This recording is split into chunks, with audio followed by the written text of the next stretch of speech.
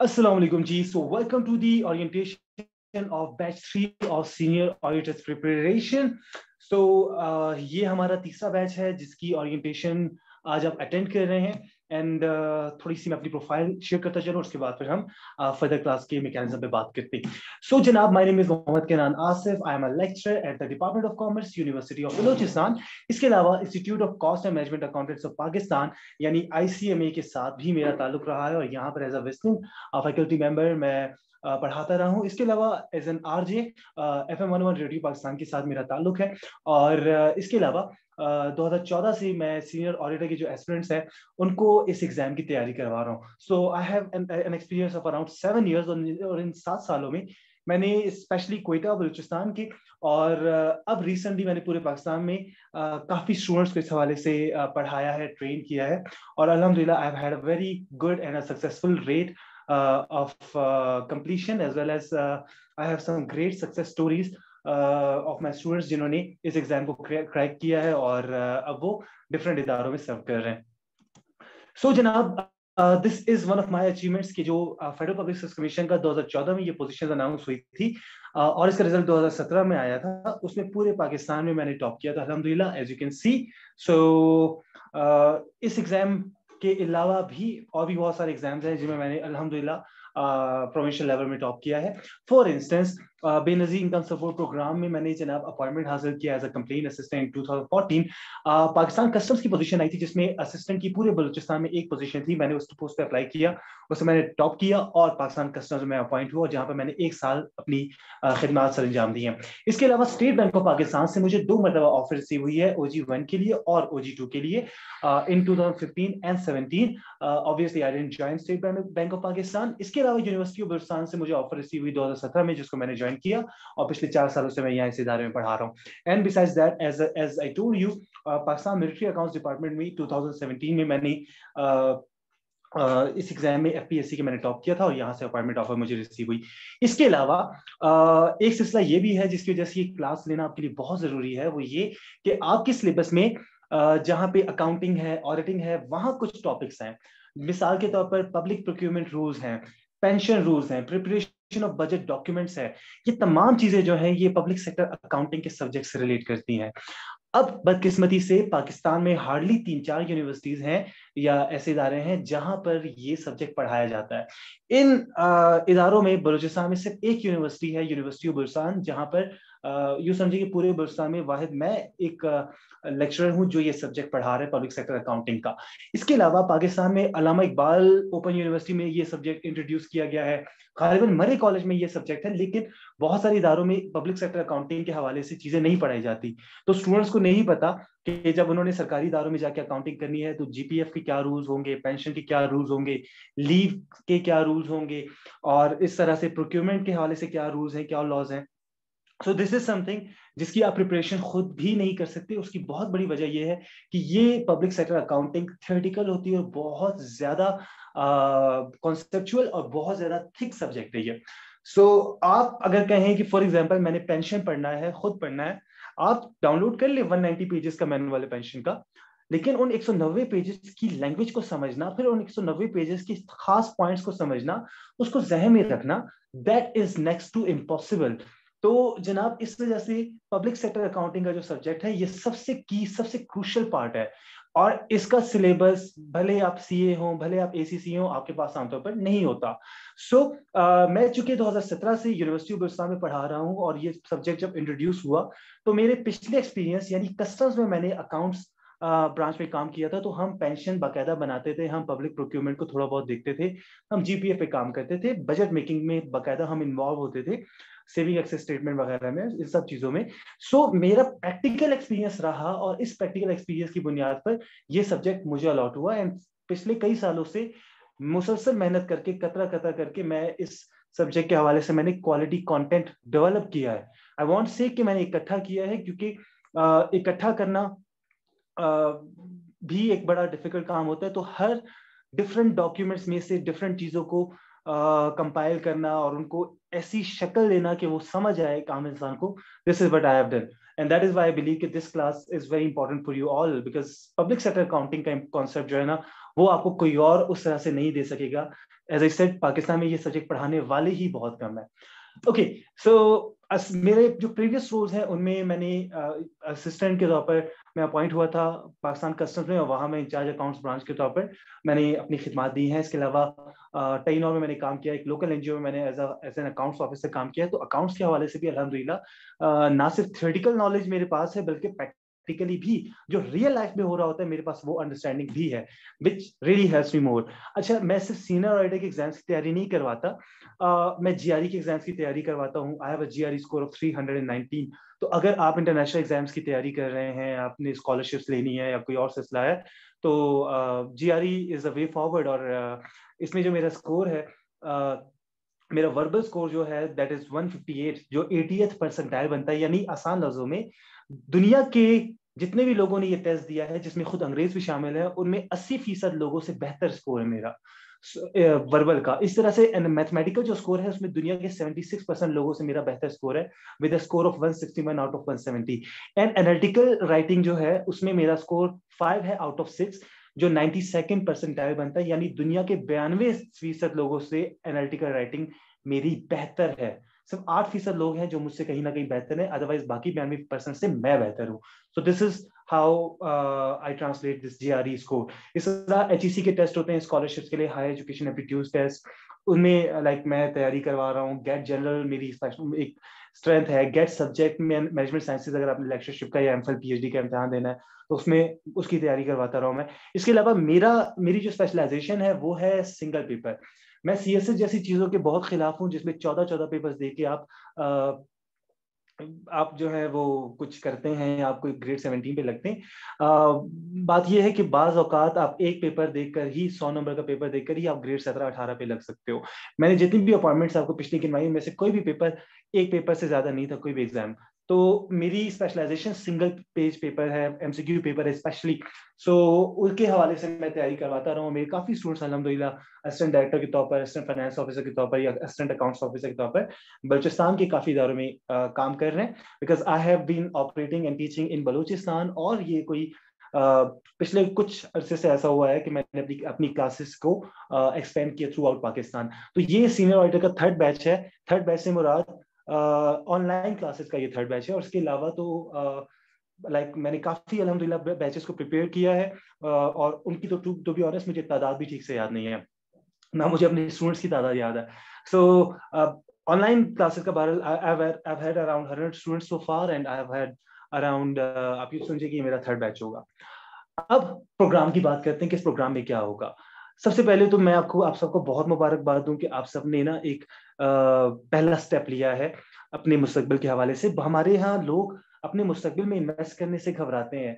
उनको लगता है कि मे बी तालीम के अलावा हर चीज में स्पेंड हो सकता है, लेकिन आप अपनी कमिटमेंट शो करो अपने फ्यूचर के लिए, और आप डेली टाइम डेडिकेट करो, आप एक कॉस्ट डेडिकेट करो, और आप एक फैसला कर लो कि यार जो पोजीशन आई, जो मौका आया, उसको गंवाना नहीं है। सो ये बहुत बड़ी बात होती है, ये पहला स्टेप होता है, और आप सबने वो पहला स्टेप ले लिया है। So congratulation. इस क्लास में मैं एक बात बताता चलूं कि ऐसा नहीं होगा कि हम सिर्फ और सिर्फ अकेडमिक्स पे बात करेंगे, अकाउंटिंग ये अकाउंटिंग वो। नो, मेरा एक बहुत, आप देखेंगे कि जितनी भी हमारी क्लासेस होंगी उसमें एक बहुत इंपॉर्टेंट कंसिडरेशन होगी आपकी करियर काउंसलिंग। हम डिफरेंट पोजीशंस के बारे में बात करेंगे, हम इंटरव्यू टेक्निक्स पे भी कभी कभी बात करेंगे, हम क्रिएटिव लर्निंग पे बात करेंगे कि सर याददाश्त काम नहीं करती, जो याद करता हूँ भूल जाता हूँ, उसका क्या हल निकाला जाए, फोकस कैसे डेवलप किया जाए। सो हम इन तमाम चीजों पे इंशाल्लाह बात करेंगे, और इनफैक्ट प्राइवेट सेक्टर में हम कैसे कर सकते हैं, कैसे कमा सकते हैं, क्या सिलसिला हो सकता है, ये तमाम चीजें मेरी क्लास का कंसर्न होंगी। तो अदर देन दी एकेडमिक्स भी बहुत कुछ इंशाल्लाह आपको मिलेगा। और ये मेरा वादा है आपसे कि जब आप इस क्लास को अटेंड करने के बाद, जब आप 2 महीनों की ये क्लास होगी, तो इसके इख्तिताम पर आप एक बहुत बड़ा फर्क अपनी नॉलेज में महसूस करेंगे इंशाल्लाह। एक और इम्पॉर्टेंट बात बताता चलूं कि ये क्लास 2 महीनों की है, लेकिन मेरा और आपका ताल्लुक 2 महीनों के बाद खत्म नहीं होता। आप यकीन करें कि जो मेरे जो लाइव सेशंस होते हैं जूम के, आप अभी भी देखेंगे आपकी क्लास का भी जब सेशन होगा ना, तो उसमें बैच 1 के स्टूडेंट्स भी आ रहे होंगे। तो ये ताल्लुक खत्म नहीं होता। हम जो भी लर्निंग होगी, जो भी चीजें होंगी, जो नया कंटेंट मैं डेवलप करूंगा, उसकी भी एक्सेस आपको लाइफ टाइम मिलती रहेगी। आप कभी भी मेरा क्वेश्चन आंसर सेशन ज्वाइन कर सकते हो, आप कभी भी क्वेश्चंस कर सकते हो। इवन आज भी ऐसा होता है कि बैच 1 के स्टूडेंट्स को भी अगर कोई क्वेश्चंस हो तो वो मेरे पास रेफर करते हैं और मैं उनको रिस्पॉन्ड कर रहा होता हूँ। सो ऐसा नहीं है कि ये क्लास 2 महीने की और खत्म हो जाएगा ताल्लुक। ये ताल्लुक और ये सीखने का अमल इंशाल्लाह चलता रहेगा, और इनफैक्ट इस कोर्स की भी लाइफ टाइम एक्सेस आपको मिलेगी। तो आप जब चाहें इस कोर्स को रिवाइज कर सकते हैं, इसको देख सकते हैं और इससे फायदा उठा सकते हैं बाकी एग्जाम्स के लिए भी। अच्छा, एक चीज हमें देखिएगा कि हमारा जो एक सिलसिला होगा ना पढ़ाई का, वो ये नहीं होगा कि बस मैं एमसीक्यू पढ़ रहा हूँ किताबों से और उन एमसीक्यू के आंसर दे रहा हूँ, इस एमसीक्यू का आंसर ये और ये आंसर इसलिए। नो, हम इन डेप्थ कॉन्सेप्ट्स को पढ़ेंगे, क्योंकि आपने कभी हो सकता है आपको कोई सब्जेक्टिव पेपर भी देना पड़े जिसमें आपको क्वेश्चंस को सॉल्व करना हो। तो हम बड़ा इन डेप्थ कॉन्सेप्ट्स को अंडरस्टैंड करेंगे, और जब उन कॉन्सेप्ट्स को हम अंडरस्टैंड कर लेंगे तो उसके बाद हम देखेंगे कि अब एमसीक्यूज कौन कौन से उस टॉपिक से रिलेटेड हमसे हो रहे हैं और हम अटेम्प्ट कर पा रहे हैं। अक्सर मुझसे एक सवाल होता है कि जी एमसीक्यूज के लिए सबसे बेस्ट बुक कौन सी है। बहुत ही फजूल सवाल है, क्योंकि एमसीक्यू से तैयारी नहीं होती है। एमसीक्यू से तैयारी तब होती है जब उसी किताब से क्वेश्चन पेपर, ये जो क्वेश्चन है वो कॉपी पेस्ट होने हो। सच कोई भी चीज ऐसी नहीं है। तो आपको एमसीक्यू से तैयारी तो करनी ही नहीं चाहिए, आपको कॉन्सेप्ट्स बिल्ड करने हैं। कॉन्सेप्ट्स बिल्ड हो जाएंगे तो आपको ऑटोमेटिकली जिस किताब से भी एमसीक्यूज आए आपको फर्क ही नहीं पड़ेगा, आपको एमसीक्यूज के जवाब आते होंगे। लेकिन आप एमसीक्यू की तैयारी करोगे, एमसीक्यूज को रीड कर रहे होगे तो फायदा नहीं है। तो इसलिए मैं आपको इन डेप्थ कॉन्सेप्ट्स प्रिपेयर करवाऊंगा। फिर इसके बाद जब एक हफ्ते के बाद मैं आपका क्विज लूंगा एमसीक्यू बेस्ड, तो वो आपको बता देगा कि आपकी तैयारी कितनी अच्छी या कितनी बुरी हुई है। सो this is how it works, right. इसके अलावा हर इंसान में ना एक सुपर पावर होती है। तो मेरी एक सुपर पावर जो है वो ये है कि मैं मुश्किल से मुश्किल चीजों को ना बड़ा आसान तरीके से समझा सकता हूँ। वो चीज मैं आपको शर्तिया कह रहा हूं जो आप शायद हफ्ता लगा के सीखोगे और शायद उसको भी ठीक से सीख ना पाओ, मैं उसको चंद मिनट्स में इतनी जबरदस्त मिसाल देके क्लियर कर दूंगा कि वो चीज आपकी याददाश्त में बैठ जाएगी। This is my super power, because मैं 2009 से पढ़ाता आ रहा हूँ। I was in third year, जब मैं थर्ड ईयर और इवन फोर्थ ईयर के स्टूडेंट्स को पढ़ाता था। सो इसके अलावा एज ए सेड 2014 से मैं सीनियर ऑडिटर की जो है तैयारी करवा रहा हूँ। इनफैक्ट जब मैंने खुद अप्लाई किया था तब भी मैं उस वक्त भी मैंने एक बैच को पढ़ाया था। तो मैं तैयारी करते हुए स्टूडेंट्स को तैयारी करवा रहा था। So I have had this super power, और इंशाल्लाह इसका इस्तेमाल करते हुए मैं इन चीजों को बड़ा आसान बना दूंगा आपके लिए। तो मेरी जो क्लास होगी इंशाल्लाह आप देखेंगे काफी अंडरस्टैंडेबल होगी, काफी इजी होगी, और सबसे इंपॉर्टेंट बात, टू द पॉइंट होगी। इंटरनेट भरा भरा हुआ है किताबों से, इंटरनेट भरा हुआ है नोट से, इंटरनेट भरा हुआ है वीडियो लेक्चर से और सारी चीजों से। प्रॉब्लम ये कि जब इतना ढेर सारा मटेरियल आ जाता है ना तो याद ही नहीं रहता, समझ ही नहीं आता कि कहाँ से स्टार्ट करें, किन चीजों को पढ़े, किन को छोड़ें। तो जनाब मेरी जो क्लास होगी ना आप देखेंगे इसमें टू द पॉइंट इंशाल्लाह आपको चीजें मिलेंगी, और ये आ, काफी हद तक आपको फायदा हो जाएगा इसका। अच्छा, पूरा हफ्ता ऐसा होगा कि हम 4 दिन इसकी क्लासेस लेंगे, कॉन्सेप्ट्स डेवलप करेंगे, मटेरियल को, लेक्चर्स को हम लेंगे। इसके बाद फ्राइडे के दिन आपको प्रैक्टिस क्वेश्चंस मिलेंगे और सैटरडे के दिन क्वेश्चन एंड आंसर सेशन होगा जिसमें हम बात करेंगे।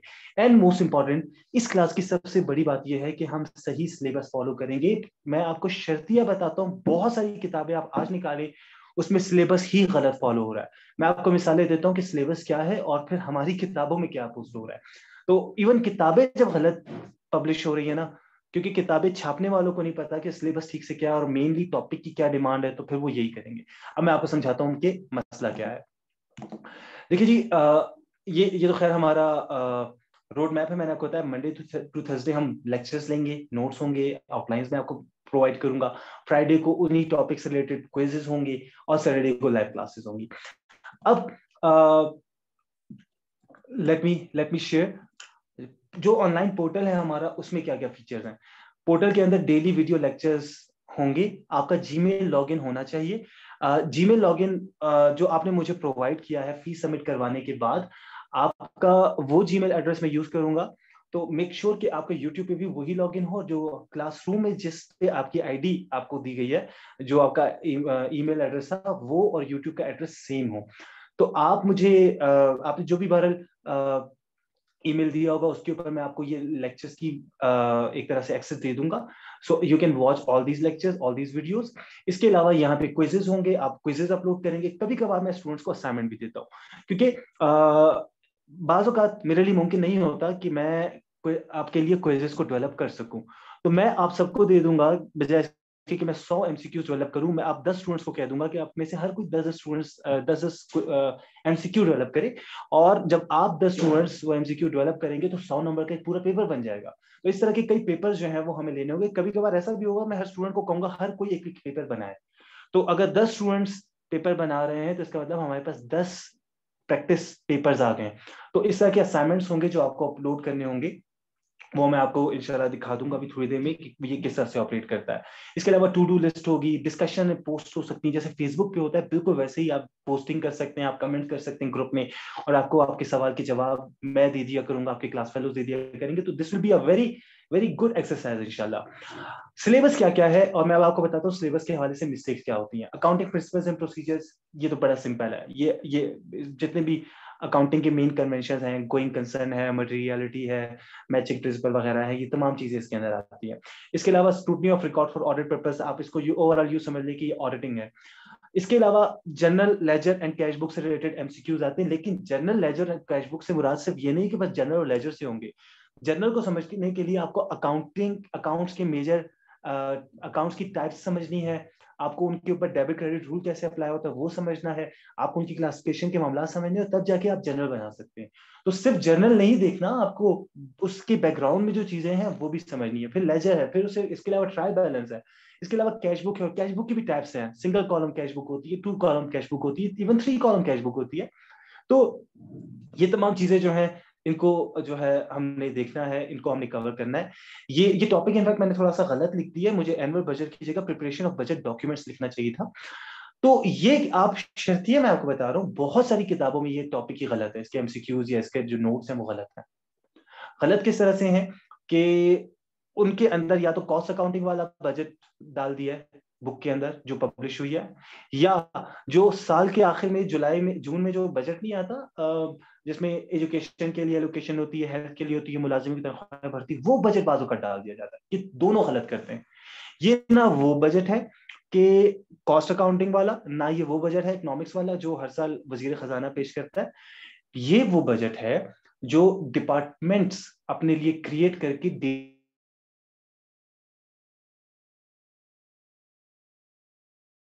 डिमांड, यानी कि एक बजट के थ्रू आप पूरे स्कूल्स का जो है वो बजट ड्राफ्ट करेंगे, फिर उससे महकमा तालीम का बजट बनेगा, फिर महकमा तालीम से में जो और मुख्तलिफ महकमे हैं उनका बजट बनते बनते वजारत तालीम का बजट बनेगा, और फिर एक सिलसिला होगा। तो ये बड़ी लंबी चौड़ी एक्सरसाइज है। फिर फरवरी के महीने में आपको, जुलाई में बजट मिल जाता है, फरवरी के महीने में आपसे पूछते हैं कि कितना बजट इसमें से इस्तेमाल हुआ, कितना बजट इसमें मजीद अगले 3 महीनों में इस्तेमाल होगा, कितना बजट आप वापस करेंगे जिसको हम सरेंडर कहते हैं, और कितना बजट जो है वो आपको मजीद चाहिए। फिर जो मजीद बजट चाहिए होता है उसके लिए रीअप्रोप्रिएशन होती है, सप्लीमेंट्री ग्रांट्स होती है, लाइक एक बड़ी एक्सरसाइज है। अब इस प्रोसेस को समझाने के बजाय, इस प्रोसेस को पढ़ाने के बजाय वो जनाब आम बजट दे रहे हैं। That is why I was saying कि ये सब्जेक्ट जो है, इसकी तैयारी जो है वो सिर्फ और सिर्फ इसमें जो गवर्नमेंट अकाउंटिंग वाला पार्ट है ना, वो आप यहाँ वहां से नहीं कर सकते। आपको आपको बड़ा फोकस होना पड़ेगा, बड़ा बड़ा सही मानों में इसके सिलेबस को पढ़ना पड़ेगा। Then adjustments and depreciation, obviously हमने इनको देखना है। Financial planning and cost accounting, एक चीज मैं क्लियर करता चलूं कि दो चीजें ना, इस सब्जेक्ट में, इस सिलेबस में बहुत वास्ट है। पहला, इंग्लिश का 20 मार्क्स का पोर्शन है, वो तो मैं कवर करवा ही नहीं रहा, उसकी मैं सिर्फ आपको बेसिक गाइडलाइन दूंगा, वो आपको खुद कवर करना है। ये तो क्लियर रखें अपने जहन में, क्योंकि इंग्लिश की अगर मैं आपको तैयारी करने लगूं तो करने लगवाऊं ना, तो वो 20 नंबर का पोर्शन शायद 6 महीनों में खत्म ना हो, क्योंकि 6 महीने में इंग्लिश लैंग्वेज का पूरा कोर्स नहीं करवाया जा सकता आपको। आपको बेसिक रास्ता जरूर बता दूं इंशाल्लाह कि चलना कैसे, किन किन चीजों को देखना है, बट वो आपको खुद कवर करना पड़ेगा। लेकिन जो पार्ट्स मैं आपको बता रहा हूँ ये इंशाल्लाह मैं 100% कवर करूंगा, except financial planning and cost accounting, क्योंकि कॉस्ट अकाउंटिंग एक टॉपिक में एक पूरा सब्जेक्ट है, फाइनेंशियल प्लानिंग एक टॉपिक में एक पूरा सब्जेक्ट है। तो इनका हम इंपॉर्टेंट चीजों का ओवरव्यू तो लेंगे, लेकिन मुमकिन है कि इसमें फिर भी हम तमाम चीजों को कवर ना कर सके। So these are the areas जिन पे आपको खुद भी जिनको कवर करना पड़ेगा, जिनको देखना पड़ेगा। देन जनाब हमारे पास हेड ऑफ अकाउंट्स है। हेड ऑफ अकाउंट को भी किताबों में गलत लिखा गया है, सीरियसली बता रहा हूं। आप आज भी किताबों में चेक करें, बहुत से, शायद आपके पास भी हो, अपनी किताब को जज करना, आप इस लेक्चर के थ्रू जज करें। हेड ऑफ अकाउंट में शायद आपको वो चीजें बताई होंगी कि जी एसेट क्या है, लायबिलिटीज क्या है, ऑनर्स इक्विटी क्या है। नो, हेड ऑफ अकाउंट से मुराद क्या है कि गवर्नमेंट का एक अपना चार्ट ऑफ अकाउंट होता है। ये जो चार्ट ऑफ अकाउंट है इसमें ना 5 बुनियादी चीजें हैं, जिनमें से एक होता है एंटिटी। एंटिटी बताता है कि ये एक्सपेंस या ये चीज या ये रेवेन्यू कहाँ जनरेट हुआ, यानी मिनिस्ट्री कौन सी थी, मिनिस्ट्री के अंदर डिवीजन कौन सा था, डिवीजन के अंदर डिपार्टमेंट कौन सा था, डिपार्टमेंट के अंदर अटैच डिपार्टमेंट कौन सा था, फिर उसके अंदर फील्ड फॉर्मेशन कौन सी थी, और फिर डीडीओ या ड्राइंग एंड डिस्बर्सिंग ऑफिसर कौन था। तो ये जो हेड ऑफ अकाउंट है उसके अंदर एंटिटी ये सारी चीज बताती है। फिर इसके अंदर होते हैं ऑब्जेक्ट्स, फॉर एग्जांपल। अच्छा, ऑब्जेक्ट्स आपको मिसाल के तौर पर, या आप एलिमेंट्स की बात कर लें। एलिमेंट्स के अंदर क्या होता है जी, 7 एलिमेंट्स होते हैं, यानी एसेट्स हैं, लायबिलिटीज हैं, और ये इक्विटी है, रेवेन्यू नहीं है, उसकी जगह टैक्स रेवेन्यू है और नॉन टैक्स रेवेन्यू, इस तरह एक्सपेंसेस है और कैपिटल एक्सपेंडिचर है। तो ये 7 हेड्स बनते हैं। इसके अलावा प्रोजेक्ट्स के अलग फंड कोडिंग होती है, सिलसिला होता है। फिर फंड्स होते हैं, पब्लिक अकाउंट फंड है, कंसोलिडेटेड फंड है। हेड ऑफ अकाउंट या चार्ट ऑफ अकाउंट के अंदर ये सारी चीजें आती है जो कभी आपने बीकॉम में, एमकॉम में, सीए में, एसीसीए में नहीं पढ़ी हैं। And this is what you need to study, right. तो हेड ऑफ अकाउंट, इसके अलावा reappropriation of accounts and supplementary grant, जो मैं बजट से आपको बता रहा था कि बजटिंग के दौरान ये सारा प्रोसेस होता है, रीअप्रोप्रिएशन का, सप्लीमेंट्री ग्रांट का, अगर आपको इजाफी बजट चाहिए। सो ये चीजें अगेन डिफरेंट है, और किताबों में इसके हवाले से चीजें नहीं है। हेड ऑफ अकाउंट में कुछ और दिया हुआ है, असल में आपको ये देखना है, चार्ट ऑफ अकाउंट देखना है, आपको कोडिंग देखनी है इनकी, मेजर और माइनर ऑब्जेक्ट देखने। सो this is how this works, right. अच्छा, इसी तरह से ऑडिट ऑब्जेक्शंस को सेटल कैसे किया जाएगा, पेंशन डॉक्यूमेंट्स कैसे डेवलप होंगे। अब पेंशन डॉक्यूमेंट्स 190 पेजेस का मैनुअल है, आप इसको डाउनलोड कर भी ले, आप इसको कहां पढ़ पाएंगे, आप इसको कहां समझ पाएंगे, एंड आप इसको कर भी लेंगे तो ये चीज जहन में नहीं बैठेगी। सो दिस इज वेरी इंपॉर्टेंट कि इस पेंशन के टॉपिक को चंद घंटों के लेक्चर में सम अप करके क्लियरली बता दिया जाए। मैंने कुछ लेक्चर्स देखे हैं कुछ ऑनलाइन एकेडमीज के, और आप यकीन करें वो क्या करे थे, लॉ की क्लॉज पकड़ी, उसको A to Z रिपीट किया इंग्लिश में, फिर उसका उर्दू में ट्रांसलेशन की कोशिश की, और उसकी जो इंटरप्रिटेशन उनको समझ आ रही थी उन्होंने बता दी। इस तरह से अगर आप तैयारी करने जा रहे हैं तो 190 पेजेस के डॉक्यूमेंट को, this is this how you would prepare. Obviously आपकी लिमिटेड कैपेसिटी है, so you need to know things जो इंपॉर्टेंट है आपके लिए जानना। And again this is something जो कोई स्पेशलाइज्ड बंदा आपको समझा सकता है, सिखा सकता है। सो यू नीड टू अच्छा, इसके एमसीक्यूज की भी आप तैयारी कर रहे हैं कहीं से भी, तो एमसीक्यूज में यही होगा ना कि किस चीज का रेट क्या है, इनवैलिड पेंशन क्या है, उसको जहन में कैसे बिठा सकोगे। वो तभी बिठा सकोगे अगर उसमें उस बुक से एग्जैक्ट एमसीक्यू कॉपी पेस्ट हो, लेकिन अगर ना हो तो क्या होगा। आप ये देख रहे हैं कि जी इनवैलिड पेंशन क्या होती है, सवाल आ जाए इनवैलिड पेंशन का रेट क्या होता है, what would you do, right. तो इसलिए एमसीक्यू बेस्ड किताबों से मैं हमेशा कहता हूँ प्रैक्टिस की जा सकती है, तैयारी उससे नहीं होनी चाहिए। तो हम तैयारी अपनी करेंगे, एमसीक्यू से हम सिर्फ प्रैक्टिस करेंगे। फिर पब्लिक प्रोक्योरमेंट रूल्स है, कई किताबों मैंने ये देखा कि इसमें एक चीज में रखिए कि public procurement rules federal government के आपको फॉलो करने, कई किताबों में ना पंजाब गवर्नमेंट वगैरह के फॉलो हो रहे हैं। मिसाल के तौर पर एक फर्क, ज्यादा फर्क नहीं होगा ये मैं आपको बता दूं, लेकिन एक छोटा सा फर्क है कि जो फेडरल गवर्नमेंट के पब्लिक प्रोक्योरमेंट रूल्स हैं उनमें पेटी परचेजेस, यानी जो आप बगैर ठेके के, बगैर कोटेशन के, बगैर टेंडर के आप कोई भी चीज खरीद सकते हो, उसकी जो मैक्सिमम लिमिट है वो 25,000 है। यानी 25,000 रुपए की चीजें तो आप जाएं वैसे ही खरीद के आ जाएं, कोई टेंडर ना करे, कोई कोटेशन ना ले। लेकिन प्रोविंशियल गवर्नमेंट में, लाइक बरसात गवर्नमेंट में, ये लिमिट जो है वो 40,000 है। हो सकता है किसी और प्रोविंस में 1 लाख हो, तो आप बड़ा कंफ्यूज हो जाएंगे। तो मेक श्योर कि आप जो पब्लिक प्रोक्योरमेंट रूल्स पढ़ रहे हैं वो फेडरल के हैं, और अक्सर किताबों में ये नहीं है। तो किताबों में इतनी मिस्टेक्स क्यों है, क्योंकि सीनियर ऑडिटर की पोस्ट अनाउंस हुई, 1,000 पोस्ट अनाउंस हुई, 6,000 पोस्ट अनाउंस हुई, जितनी भी हुई, आप लोगों को खलबली मची, मार्केट वालों को भी खलबली मच गई कि जी इसकी किताब के लिए लोग आ रहे हैं। अभी जो पब्लिशर्स होते हैं ये 3 दिन में, 6 दिन में, 40 दिन में, अब तो खैर सीनियर ऑडिटर की पोस्ट आना बहुत ज्यादा कॉमन हो गया। लाइक जब मैंने पेपर दिया था 2014 में, तब तो पूरे बलुचिस्तान में से किताब मुझे नहीं मिल रही थी। मैंने पंजाब से किताब मंगवाई, वो भी निहायत फजूल थी, उसमें टॉपिक्स गलत थे। कहने का मकसद ये, और वो भी एक वेबसाइट से मैं देख रहा था, डिफरेंट एमसीक्यू, डिफरेंट वेबसाइट से मैंने एमसीक्यूज निकाले थे, प्रैक्टिस करता था मैं, तो उन वेबसाइट के क्वेश्चंस को एक बहुत बड़े पब्लिशर ने कॉपी पेस्ट कर दिया था। कहने का मकसद ये कि जाहिर बात है 400 पेजेस की किताब, 200 पेजेस की किताब कोई 10 दिन में कैसे पब्लिश करेगा। तो वो तैयार एमसीक्यू जो मिलेंगे उनसे रिलेटेड बना देगा। तो पेंशन से रिलेटेड एमसीक्यू उनको नहीं मिल रहे, ना मिले। उनको प्रोक्यूरमेंट से रिलेटेड, पब्लिक प्रोक्यूरमेंट रूल से रिलेटेड एमसीक्यू नहीं मिल रहा है, कोई मसला नहीं, वो आम प्रोक्यूरमेंट से, प्रोफेशनल प्रोक्यूरमेंट जो होती है या कमर्शियल प्रोक्यूरमेंट जो होती है उससे ले लेंगे। सो कहने का मकसद ये कि you have to be very careful with regard to this topic. अगर आप सिलेबस ही ठीक से फॉलो नहीं कर रहे हो ना, तो फिर काफी प्रॉब्लम्स हो सकती हैं। So this is what you need to do. हाँ, ये हो सकता है कभी भी कि आप इस सिलेबस को फॉलो करें और उसके बावजूद कुछ टॉपिक्स ऐसे हों जो आउट ऑफ सिलेबस आ जाए। ये मुमकिन है, ये बिल्कुल मुमकिन है इस तरह से कि आपको कैश बुक से रिलेटेड एमसीक्यूज का कहा गया है, लेकिन कैश बुक से रिलेटेड जब बात होती है तो कहीं ना कहीं बैंक स्टेटमेंट की भी बात हो रही थी, बैंक रिकंसिलिएशन स्टेटमेंट की भी बात हो रही होती है। तो ये एमसीक्यू भी आ सकता है कि बैंक स्टेटमेंट का बैलेंस मालूम है, कैश बुक का मालूम नहीं है, तो कैसे होगा। अब पेपर बनाने वाले की नजर में ये एमसीक्यू कैश बुक से रिलेटेड है, बट टॉपिक बिल्कुल डिफरेंट है बैंक रिकंसिलिएशन का, राइट। तो हम बकायदा इवन इस आप देखेंगे कि इसके अलावा भी मैं आपको बहुत सारे टॉपिक्स कवर करवा रहा हूँ जो मुझे समझ आते हैं कि आपके लिए जरूरी है, लेकिन इसके अलावा भी बहरहाल कहने का मकसद ये कि इन तमाम टॉपिक्स को कवर करवाने के बावजूद और 100% इंशाल्लाह कवर करवाने के बावजूद भी आपको खुद से स्टडी करनी है, खुद से और चीजों को प्रैक्टिस करना है और देखना है, मामला को समझना है। जनाब आली, अब हमें करना क्या है, एक चीज समझ लीजिएगा। मैं हमेशा कहता हूं कि वो बंदा जो सवाल करता है वो 1 मिनट के लिए बेवकूफ लगता है, वो जो सवाल नहीं करता वो हमेशा के लिए बेवकूफ रहता है, वो हमेशा के लिए जाहिल रहता है। तो जाहिल लगना जाहिल होने से बेहतर है, राइट। आपके जहन में जो सवाल आते हैं फील फ्री टू आस्क। अच्छा सवाल आधा इल्म होता है और आपके सवाल से आपके क्लास फेलोज को भी सीखने का मौका मिलेगा। So please ask. अच्छा, सवाल का सिर्फ मेरी रिक्वेस्ट ये होगी कि देखिए, मैंने आपको बताया कि मेरे जितने भी बैचेस हैं आज तक वो स्टूडेंट्स मेरे साथ कनेक्टेड हैं, वो आज भी मुझसे सवाल करते हैं, मैं आज भी उनको जवाब दे रहा होता हूँ। तो मेरे लिए हंड्रेड्स ऑफ स्टूडेंट्स को जवाब देना बहुत बड़ा मुश्किल हो जाता है, because I have a personal life to live. तो इसका तरीका ये है कि पहले आप इंटरनेट पे जो सवाल आपके जहन में पैदा हो रहा है उसको इंटरनेट से किताब से कंसल्ट करके देखें। आप मुझे ये ना पूछें सर एसिड क्या है, मेरा वक्त आप जाया करेंगे अगर आप मुझसे एसिड की तारीफ पूछ रहे हैं। आप खुद गूगल करें एसिड क्या है, फिर भी समझ ना आए आप जरूर मुझसे पूछें। आप बाय द वे क्लास जो पोर्टल होगा आप उसके अंदर भी क्वेश्चन पूछ करेंगे, आपके क्लास फेलोज आपको रिस्पॉन्ड करेंगे। बट अगर कोई क्वेश्चन ऐसा है जिसका जवाब आपको इंटरनेट से समझ नहीं आ रहा है या नहीं मिल रहा, उस सवाल का जवाब देने में मुझे भी मजा आएगा, राइट। तो मेक श्योर कि आप सवाल जरूर करें, बट वो सवाल ऐसा हो कि पहले आप खुद उसको कहीं से ढूंढ के देखें ना। अदरवाइज उस सवाल को आंसर करते हुए मुझे भी मजा नहीं आएगा, मैं भी सोचूंगा कि यार ये तो आप खुद देख सकते थे इंटरनेट से।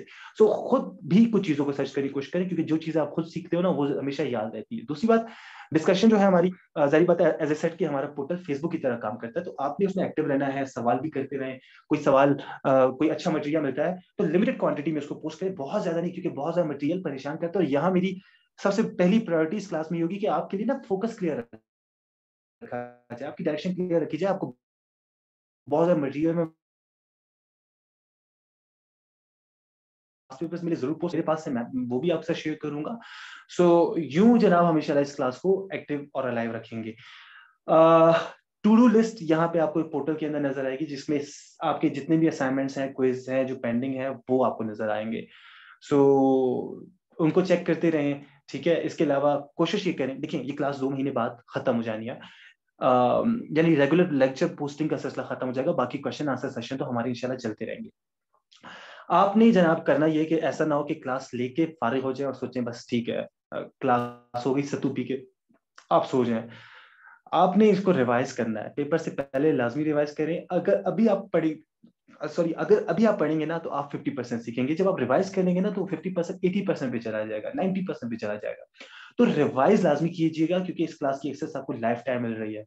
इसको जाया ना करें, इसको सीखें और इसको फिर आगे यूज करते रहें। अच्छा, एक बात मुझसे अक्सर पूछी जाती है, काफी लोगों ने पूछी है, क्योंकि आज ओरिएंटेशन है, सारे लोग आप लोग अवेलेबल हो यहाँ पर। तो ये कई स्टूडेंट्स ने मुझसे सवाल किया, सर क्या गारंटी है आपसे क्लास लेके हम पास हो जाएंगे। कोई गारंटी नहीं है, आपकी गारंटी मैं नहीं ले सकता, आपकी गारंटी आपको खुद लेनी है। मैं इस बात की गारंटी नहीं दे सकता कि आप पास होंगे या नहीं, मैं इस बात की गारंटी नहीं दे सकता कि आप ये पोजीशन लेंगे या नहीं। मैं एक बात की गारंटी दे सकता हूँ कि मैं आपसे जो अमाउंट चार्ज कर रहा हूँ, मैं इंशाल्लाह उसको हलाल करूंगा और मैं उसको अपने लिए जस्टिफाई करूंगा। मैं आपके लिए भरपूर मेहनत करूंगा और आपको बेहतरीन क्वालिटी कंटेंट दूंगा। मैं आपसे आपकी पोजीशन का होना, आपका पास होना ना होना, मैं उसका वादा नहीं कर सकता, वो सब कुछ आप पे डिपेंड करता है। मैं बतौर साथ सिखा सकता हूँ, मैं ये वादा करूंगा कि मैं आपको बेहतरीन तरीके से सिखाऊंगा। मैं क्वालिटी का वादा कर सकता हूँ, बाकी it's all up to you. और याद रखिएगा कि कामयाबी एक दिन में, एक रात में, एक दफा की तैयारी में नहीं होती। आप शुरू में फेल होते हो, बुरी तरह से फेल होते हो, फिर आप मुसलसल मेहनत करते हो तो अब भी फेल होगे, लेकिन थोड़े छोटे मार्जिन से फेल होगे। फिर आप कामयाबी के करीब करीब आके फेल होगे, एक वक्त आएगा कामयाबी से हल्का सा पार होगे, टेस्ट क्लियर हो जाएगा, इंटरव्यू रह जाएगा। लाइक एक प्रोसेस है। और ऐसे ऐसा ये होगा कि आप इंटरव्यूज में भी इतना आगे निकल जाएंगे कि आपके लिए इंशाल्लाह रास्ते खुल जाएंगे। सो success is not an event, it's a process, और आपने इस प्रोसेस में आप शामिल हो गए हैं, this is your first success, right. लेकिन वही बात कि आपको अपनी मेहनत मुसलसल जारी रखनी है, और एक दफा की उससे नाकामी से, एक दफा की उससे परेशान नहीं होना। आई एम सॉरी, मैं बड़ा क्लियर होकर ये बात कर रहा हूँ, बिकॉज अगर आप में से किसी को ये लगता है कि बस उसको उसके लिए मस्ट है कि वो इस क्लास को लेकर कामयाब हो और उसको गारंटी चाहिए, so I am sorry, I don't have any guarantee. Success की गारंटी सिर्फ ये है कि आप नाकामी के बाद भी हार ना माने और आप कोशिश करते रहे। तो आप कोशिश करते रहे, अल्लाह ताला आपको आपका सदा देगा। Keep that in mind. Now कुछ चीजें हैं जी, मैं आपको पोर्टल बता देता हूँ हमारी क्लास ऑपरेट कैसे करेगी। ये जी हमारा, आप जब आएंगे आपने ये वेबसाइट ओपन करनी है classroom.google.com। आपको यहाँ पर जनाब आली ये इस तरह से बैच 3 जो है ना, उसकी सीनियर ऑडिटर की क्लास मिलेगी। अभी मैं आपको बैच 2 का दिखा रहा हूँ कि क्या होगा। इसके अंदर कुछ चीजें हैं, ये स्ट्रीम है जी, स्ट्रीम के अंदर जितनी भी मैंने जो भी नया मटेरियल पोस्ट होता है, ठीक है ना, या कोई पोस्ट होती है फेसबुक की तरह आपको ये सारा नजर आएगा, ठीक है। तो ये तमाम मामलात होंगे। आपने खैर स्ट्रीम के ऊपर कोई अपनी क्वेश्चन है तो आप वो यहाँ पे पोस्ट कर सकते हैं। इसके अलावा ये आपको अपकमिंग में देखिए, नो वर्क ड्यू सून, यानी कोई असाइनमेंट है, कोई क्विज है, तो ये आपको मिल जाएगा, आपको ये देखना है। इसके अलावा ये जनाब अली क्लास वर्क की टैब है। आप देखिए हर टॉपिक आपको यहाँ पे मिलेगा। अब एग्जांपल ले लीजिए, ये है ओरिएंटेशन टाइप, पेपरा के रूल्स, पब्लिक प्रोक्यूरमेंट रूल्स। फिर इसके अलावा ये, अच्छा ये देखिए, यहाँ पर आपको मिलेंगे क्विजेस। आप आएंगे, क्विज अपलोड अटेम्प्ट करेंगे, आप क्विज अटेम्प्ट करेंगे और उन क्विजेस के आपको यहीं पे आपको रिजल्ट भी मिल जाएगा, और आपको पता लग जाएगा कि आपके आंसर्स कितने ठीक हैं या गलत है। मैं प्रैक्टिस के लिए फॉर एग्जांपल चंद मैं क्वेश्चन को ऐसे ही अटेम्प्ट कर रहा हूँ। ले जी, मैंने एक क्विज अटेम्प्ट किया, और चलिए इसको मैं ठीक कर लेता हूँ। मैं आप ये क्विज अटेम्प्ट करेंगे, आप व्यू स्कोर करेंगे, आपको पता लग जाएगा, ओके देखिए 40 में से 2 क्वेश्चंस आपके ठीक है, जो ठीक है वो पता लग रहा है, जो गलत है वो पता लग रहा है। ये क्विज हर अपलोड होगा इंशाल्लाह हर फ्राइडे को। फ्राइडे को आपने क्विज अटेम्प्ट करना है, फिर सैटरडे के दिन आपने देखिए आपका जो जवाब था, आपका जवाब ये आपने दिया है, जबकि करेक्ट आंसर क्या था, ऑप्शन ई था। तो आप पूछ सकते हैं कि सर ये ऑप्शन ऐसे क्यों है, मुझे तो ये लग रहा था। तो अगली क्लास में जब सैटरडे को क्लास होगी, इन्हीं क्विजेस को, इन्हीं एमसीक्यूज को हम डिस्कस करेंगे, राइट। तो मंडे टू थर्सडे आपका लेक्चर होगा, फ्राइडे को उन तमाम लेक्चर्स का क्विज होगा, और सैटरडे को इस क्विज पर और पिछले लेक्चर्स पे एक डिस्कशन होगी इंशाल्लाह। सो ये तरीका है हमारे क्विजेस का। इसके अलावा कभी कभार हम आपको असाइनमेंट्स भी देते हैं, ऐसे दिखा देता हूं जी। आप आएंगे क्लास वर्क में,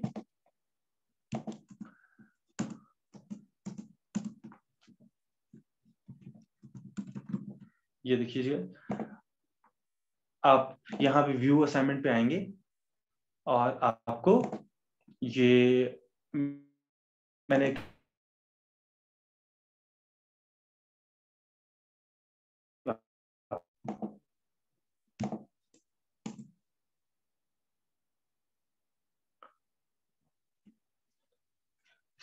ये जनाब एक असाइनमेंट है, जैसे मैंने आपको दिखाया बताया था कि अक्सर क्विजेज आप अपलोड करते हैं, तो please upload financial accounting quizzes है।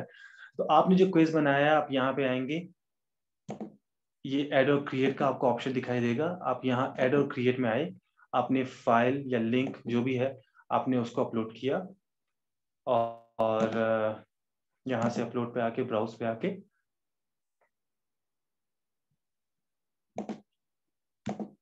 ये लीजिए, फर्स्ट करें आपने ये फाइल अपलोड कर दी। ये फाइल अपलोड होगी, इसके बाद ये आपको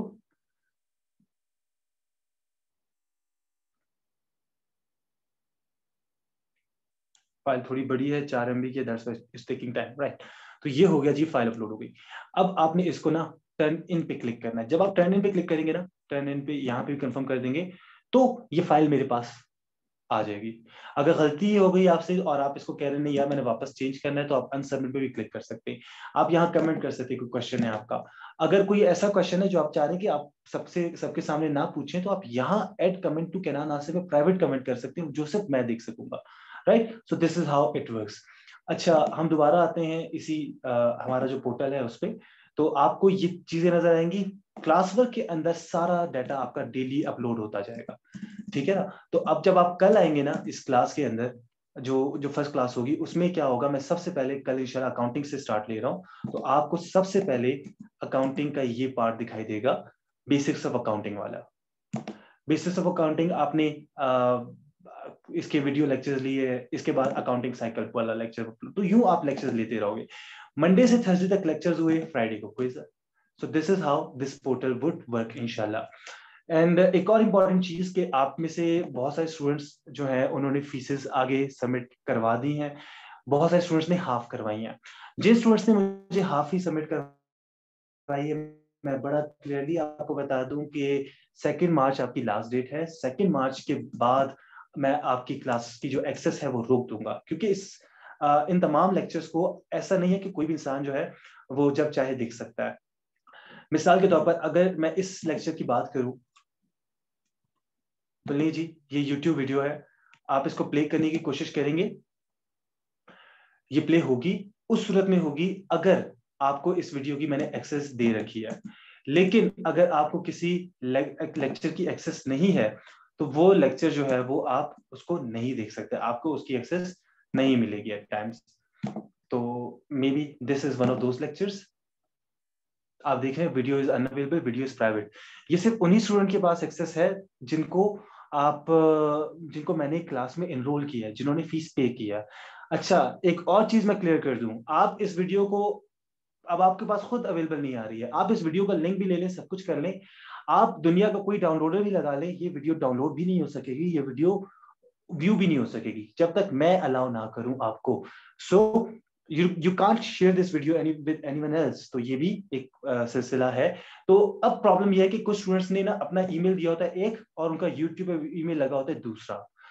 अगर ये होगा ना तो फिर आप मुझसे कंप्लेन करते रहेंगे कि सर वीडियो नहीं चल रही। इसका तरीका ये, आप गूगल क्रोम का ब्राउजर यूज करें, जो ईमेल एड्रेस आपने मुझे दिया है क्लासरूम में भी वही ईमेल हो, यूट्यूब पे भी वही ईमेल हो। जब ये होगा तो फिर वीडियो चलने में कोई दिक्कत नहीं होगी, वरना आपको ये दिखाई देगा कि video is private, right. So this is how it works. So जनाब, ये थी आज की ओरिएंटेशन। उम्मीद करता हूं कि आपको मामला क्लियरली समझ आ गए होंगे। फीस की डिटेल्स अगर आप जानना चाहते हैं तो वो आप लाइक यू कैन कम, आप मुझसे रब्ता कर सकते हैं। मेरा नंबर है जी 0346656789, 0346656789। You can contact me on this number, और यहाँ से आपको मैं व्हाट्सएप के थ्रू आप कॉन्टेक्ट करेंगे और आपको मैं तमाम तफसीलात बता दूंगा। पूरे जो कोर्स की फीस है वो बैच 3 के लिए 6000 है। बैच 3 का जिक्र मैं इसलिए कर रहा हूँ क्योंकि मुमकिन तौर पर इंशाल्लाह आगे आने वाली बैचेस में मैं इस अमाउंट को थोड़ा सा इंक्रीज करने जा रहा हूँ। So this is how this whole portal works, and if you have any questions, feel free to contact me, and inshallah हम इसके बाद आपके फर्दर क्वेश्चन लेते हैं। If you have any question, feel free to ask, लेकिन recording को मैं यहाँ वाइंड अप कर रहा हूँ।